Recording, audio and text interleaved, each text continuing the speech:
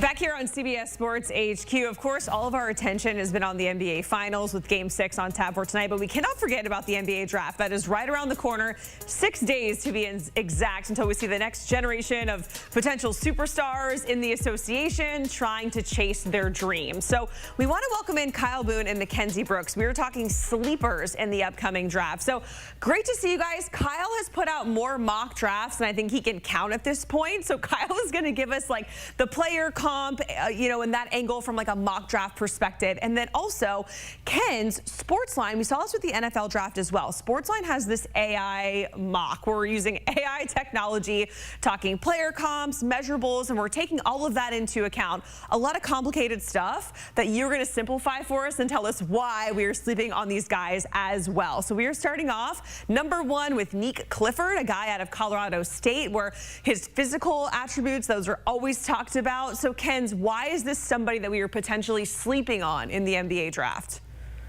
I mean, I don't think that there's many people who have, bad things to say about this guy, but I do think he could go as high as someone like Devin Carter did at 13 that we did see before. I think that's a good comp for him, but where I would put him is certainly in that 12 to 20 range. Now, when we're trying to figure out where these guys would go and how we're making this, model simulated mock draft, is we're taking a lot of the tendencies of teams in the past 5 years, what they're looking for, what type of measurables they look for, and then we're also just taking, overall comparisons to those guys. So this is a guy that I think would do really, really well in Washington. We have him at 18 headed to Washington here. They could definitely use a perimeter scorer that also plays defense. Obviously, Jordan Poole isn't going to be the guy you really want to entirely build your franchise around. So to have young guys, obviously they'll have an earlier pick as well, but to be the second young guy, he could replace the eventually old Chris Middleton here while you have other players getting drafted to take care of some of those other guys as well. So just a younger, cheaper version that I think teams will find appealing.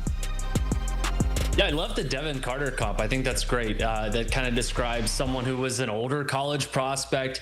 This is a guy, Clifford, who spent 5 years at the college level. He can play both ends at a high level. He was an all-conference defender at Colorado State, a career 36% three-point shooter, can do a lot of different things on the floor. And I think someone who can play both ends at a really high level and really elevate your backcourt depth. That's what you're looking for. I think that's what you can get with Clifford here. All right, next up, we're talking about Ryan Kalkbrenner, where if you watch any Creighton basketball over the past season, you certainly know who this gentleman is. But Kyle, why are maybe not a lot of folks honing in on him, or why could we be sleeping on Kalkbrenner?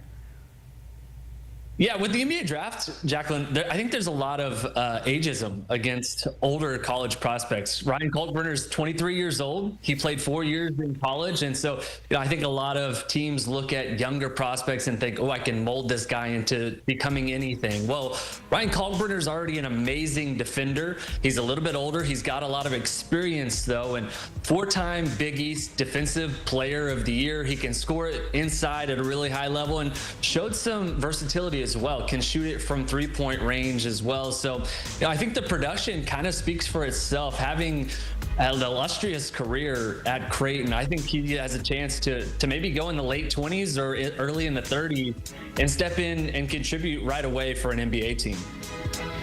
Yeah, I like what Kyle said about, he's an older player, but sometimes, although those guys have lower ceilings, they still have higher floors. And when you think about teams who are contending right now, somewhere through the 20s and the 30s, like Kyle mentioned, sometimes that's what they're looking for. So we've always been high on Kalkbrenner. We have him in our AI big board at 22 instead of consensus 32 there. I mean, this is a guy who already, as Kyle mentioned, has NBA level defense, right? Really, you could probably put him on a team like OKC, send him to the G League. He works on his three-point shot, which arguably was already getting better through his senior year. And then I think he makes sense in OKC at 22 because you have a guy like Hartenstein who you are able to pay these big bucks because you have the money. But once you need to pay Chet, once you need to play Jalen Williams, now you have this cheaper option here with Kalkbrenner that's your young draft pick. So as far as where he could go, I think it's any of those contending teams, which could, start as high as 22 with OKC.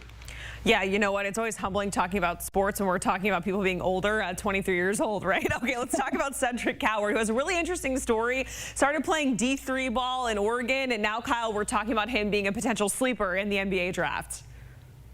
Yeah, that's right. He began his career at the Division III level, played last year at Washington State, but only played 6 games. He was really good in those 6 games and actually committed to Duke this offseason. But because he opened so many eyes during the NBA draft process, he's actually committed to the NBA draft process. And this is a guy who's 6'5". He's got a 7'2" wingspan, career 39% three-point shooter. Just checks all the boxes physically and statistically. I think someone who could end up going late in the lottery on draft night, and someone who, even a month ago, a lot of people were expecting to be a second-round pick on the NBA draft night.